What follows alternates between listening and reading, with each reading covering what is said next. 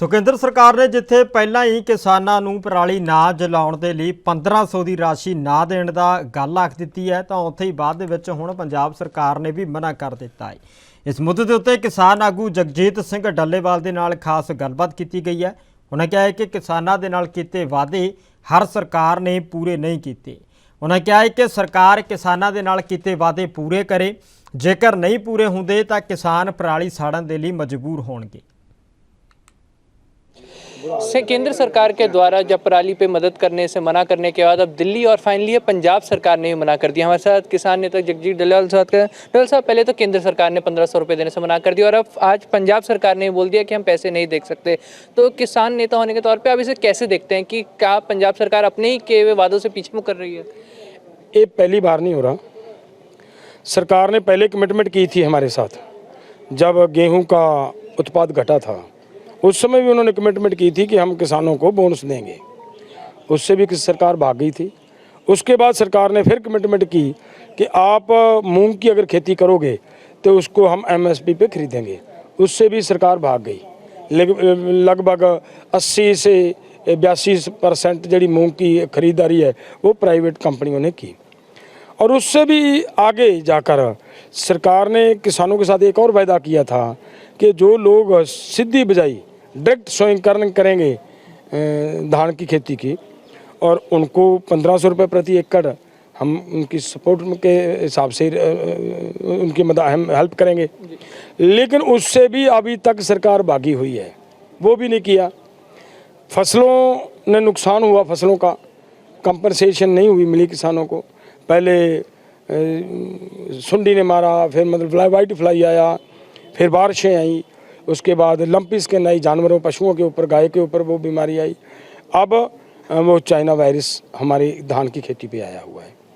अब ऐसे हालात में किसान की सपोर्ट कहीं नहीं की गई सरकार की ओर से। मेरे कहने का भाव ये है कि सरकार ने कितने के वायदे पूरे किए हैं। जो वायदे पूरे करने की बात आती है तो फिर ये तो स्वाभाविक है कि जो पहले किए नहीं किए तो अब क्या करेंगे।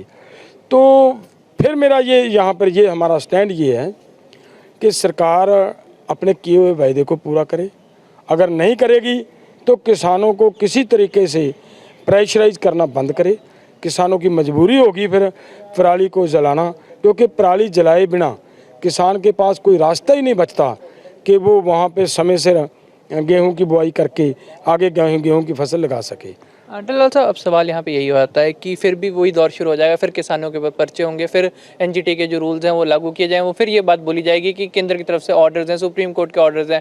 फिर क्या रहेगा? मतलब क्या फिर एक खुद ही अगर हम के पंजाब सरकार किसानों को आंदोलन करने के लिए मजबूर कर रही है इस कदम से?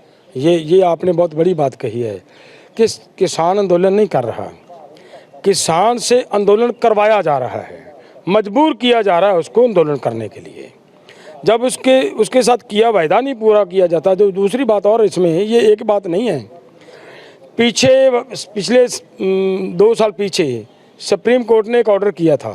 उसने ये कहा था कि 100 रुपया प्रति क्विंटल इंसेंटिव के रूप में स्टेट गवर्नमेंट अपने फार्मर्स को दे अगर पराली को जलाने से रोकना है तो वो नहीं दिया सरकार ने। हम बात यहाँ पर आकर अटक जाती है कि NGT किसानों के लिए है और जो सुप्रीम कोर्ट वो सरकार के लिए नहीं है क्या?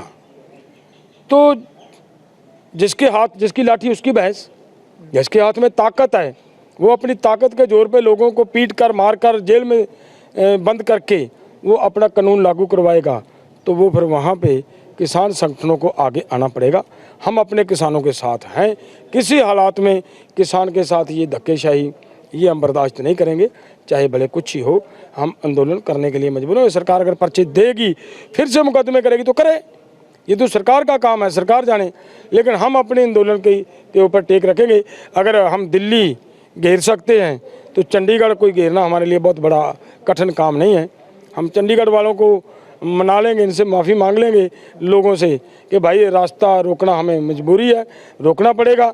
आप थोड़ा समय हमारी सपोर्ट कीजिए और हम आपने देख लेना फिर उस रास्ते से वो मुकदमे लगाएंगे तो वो मुकदमे भी वापस करवा लेंगे। शुक्रिया सर। धन्यवाद। तो हमारे साथ किसान नेता जगजीत दलाल जो ने एक चीज़ बिल्कुल क्लियर कर दी कि अगर सरकार हमारा साथ नहीं देगी और हम पे पर्चे करेगी तो हमें आंदोलन करने के लिए मजबूर होना पड़ेगा, पर अगर सरकार हमारा साथ देगी तो ऑफकोर्स हम भी उनसे कोऑपरेट करेंगे। कैमरामैन अलजिंदर के साथ चंडीगढ़ से अमित कुमार, ANB न्यूज़।